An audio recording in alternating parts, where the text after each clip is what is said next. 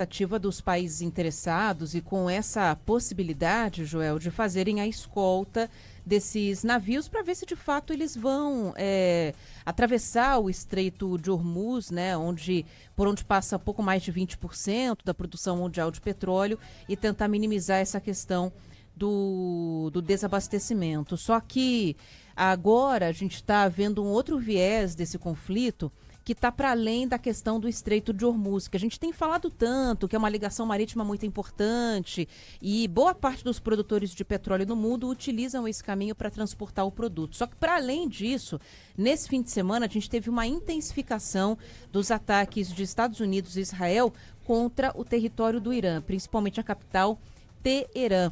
E um desses ataques aéreos atingiu um depósito de combustíveis e fez a cidade de Teherã, de repente, do dia virar noite, porque subiu muita fuligem, muita fumaça e o ar ficou bastante comprometido. E aí o Irã reagiu e atacou uma refinaria de petróleo muito importante no Bahrein nessa segunda-feira. E depois desse ataque, o preço do petróleo disparou e passou da barreira dos $100, né, que é uma barreira muito importante para a economia, já já a gente fala mais sobre isso, chegou, aliás, a encostar em 120. Agora caiu um pouco, mas a preocupação mundial com essa questão da produção de petróleo está subindo, está aumentando cada vez mais.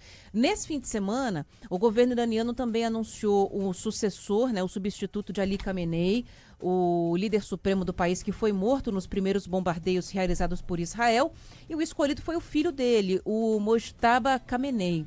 Donald Trump falou sobre isso há pouco tempo, disse que não está satisfeito com essa escolha, mas que, por enquanto, um ataque terrestre dos Estados Unidos está descartado. Mas a gente não vê nenhuma sinalização de que esse conflito lá no Irã deve ser minimizado ou deve andar para trás. Pelo contrário, está cada vez mais amplo e cada vez mais firme pelas todas as partes, né, envolvidas. Não, e sem falar nas bases petrolíferas bombardeadas, independente da guerra se estender ou não, mesmo após o término dela, imagine só, você tende a ter uma oferta menor, porque essas bases estão destruídas. Vamos seguir entendendo e compreendendo melhor como que deve seguir se desenhando esse cenário envolvendo petróleo e o mundo. Por exemplo, aqui no Brasil, os especialistas já estão dizendo que a gasolina já teria que ter sido corrigida em mais de R$ 1 por litro. Imagine só o que nós teremos daqui para frente, colocando não só a gasolina e o diesel na discussão, mas tudo que está por trás disso, né? A defasagem da gasolina está em R$1,22 e do diesel em R$3. Olha isso aí. O litro. Tá com a gente o economista André Perfeito para a gente falar um pouco mais sobre essa questão. André, obrigada por nos atender, viu? Boa tarde para o senhor. Oi, André, bem-vindo. Boa tarde, Ana Paula, Joel, é um prazer falar contigo. Prazer é todo nosso. Você como especialista, o senhor como especialista, como é que está analisando esse momento de agora que o Brasil está enfrentando? Bem, hoje aconteceu algo muito curioso, né? A gente teve um estresse gigantesco no mercado global, né? Vocês bem reportaram a respeito da evolução forte que teve o preço do barril do petróleo, né? Chegou a subir mais de 25% nas últimas horas e agora retrocedeu, está subindo 7%, né? E o real, ao invés de se depreciar, se apreciou, né? A gente viu um movimento que é bastante descolado das outras moedas emergentes. Estou falando de peso chileno, do zloty polonês, do DXY, que é uma cesta de moedas tipo o euro, o ien japonês, né? Então, o real acabou se beneficiando da perspectiva que o Brasil é muito ligado ao mundo das commodities, né?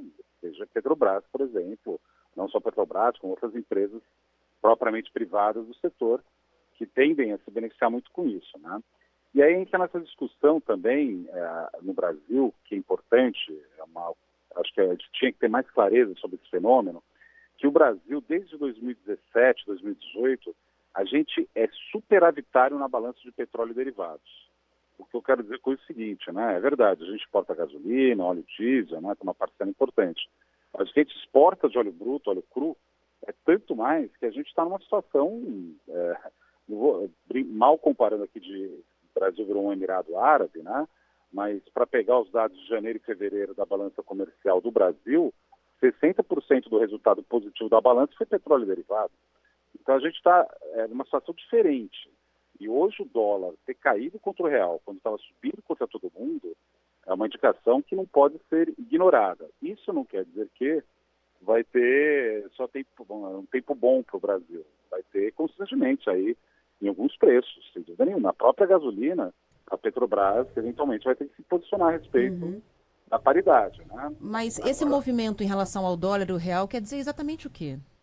Não, que o Brasil é entendido ou visto como uma proxy de petróleo, né? O petróleo dispara, alguém que está em Frankfurt, em Londres ou em Nova York fala, bem, o Brasil tende a sofrer muito mais que outros países com isso? Resposta, não.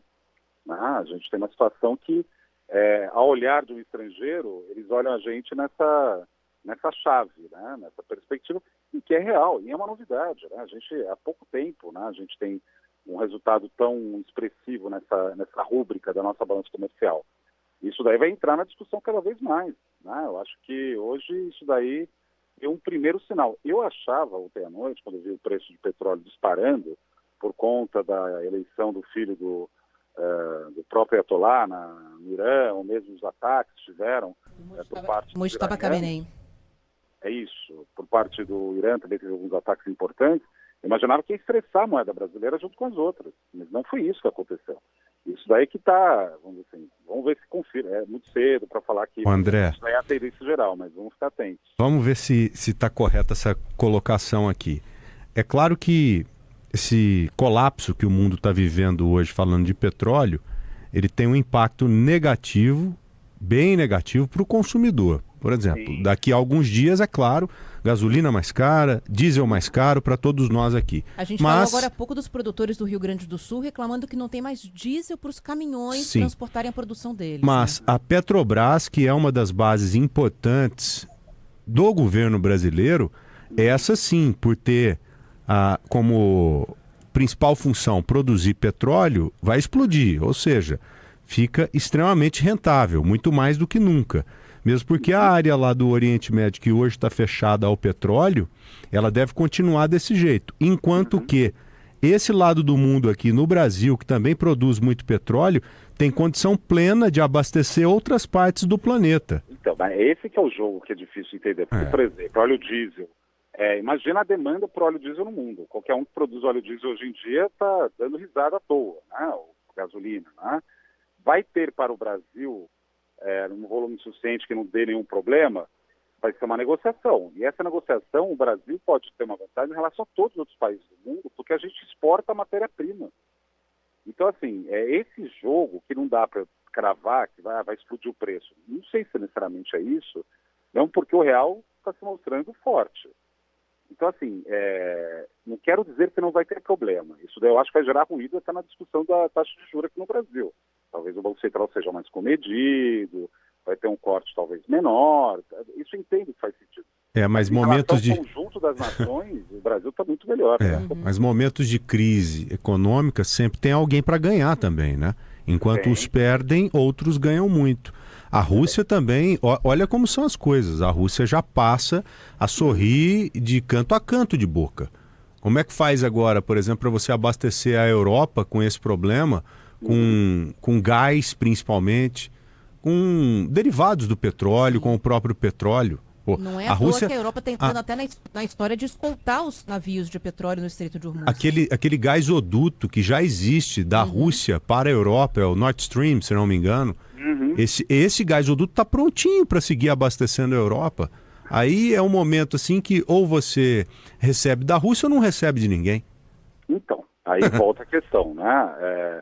Finalmente, a Petrobras, depois de mais de 5 décadas que foi criada, conseguiu cumprir em parte sua missão institucional, que era blindar a gente desses choques externos. Isso, de fato, está acontecendo. Isso quer dizer que a gente está completamente blindado? Não, a gente importa muito petróleo, derivados de petróleo. Agora sim, né? Esse é um dos custos gigantescos da corrupção que teve no Brasil. Se não tivesse tido tanta corrupção, a gente estaria já independente disso aí também. Tudo bem, página virada, pelo menos a conta financeira está mais ou menos estabilizada. Dito isso, outros países vão enfrentar um problema maior. E isso gera constrangimentos para a gente também, porque a gente exporta para muitos países que vão sofrer. Então, assim, é difícil eu calcular, qualquer um calcular essa matriz e falar, vai cair aqui a bola, por assim dizer. O que eu acho que é um tema que hoje me chamou muita atenção, vem do desenvolvimento do mercado. Hoje, assim, impressionante ver o real se apreciando quando muitas moedas sofreram e a gente nesse jogo é diferente. A gente tem que entender que o Brasil, pelo esforço de nós brasileiros, pelo esforço da construção da Petrobras, os técnicos da Petrobras, de toda a cadeia de petróleo em volta, que são muitas empresas privadas, brasileiras, estrangeiras, a gente criou uma situação no Brasil que me parece uma boa novidade. Agora, de novo, né? Não é porque a notícia é boa que vai ser bom, né? Então, saber aproveitar e fazer isso direito, né? Agora, vamos lá. Pensando do ponto de vista do motorista, do consumidor, alguns já estão até falando aqui que estão abastecendo nas últimas semanas e percebendo que o combustível já está mais caro. Teve um ouvinte falando sobre o diesel em São Paulo, diferença de R$1 na bomba de uma semana para outra é um negócio bem considerável, embora não tenha tido nenhum reajuste oficial já por tem parte especulação, da Petrobras. né? Isso acontece mesmo, né? Mesmo em outros períodos, quando a gente fica aí sem reajustes oficiais. E aí, quando a gente fala, estou vendendo o petróleo, o óleo bruto, num custo mais alto lá para fora, porque estão querendo. A gente está falando de algo que é interessante para a Petrobras, para o Brasil. Agora, para o consumidor, a gente vai continuar comprando combustível que muitas vezes vem de fora para complementar a nossa produção de refinado, que não é o suficiente. A gente refina pouco. O que chega na bomba não é o que sai exatamente debaixo da terra. Passa por todo um processo. Agora, para o meu bolso, como consumidora, essa história está mais apontando para ser negativa ou para ser positiva? Porque pode ser bom para a economia, mas pode não necessariamente ser bom para o bolso do consumidor num primeiro momento, né? Mas se não for bom para o consumidor, não está sendo bom para a economia. É o que a gente pensa, mas nem sempre é assim que se vê, né? A questão é, desde o início do ano, o real tem se apreciado. Desde o ano passado, o real tem se apreciado. A dúvida é, uma coisa zera a outra? Isso daí a gente tem que ver justamente com a disrupção que teve do tamanho, por exemplo, tem muito diesel que veio para cá. Vamos pegar só esse raciocínio. Esse diesel deve estar sendo disputado a tapa no mercado internacional para ir para a Europa, por exemplo, ou para a Índia. A Índia está com problema sério disso, né?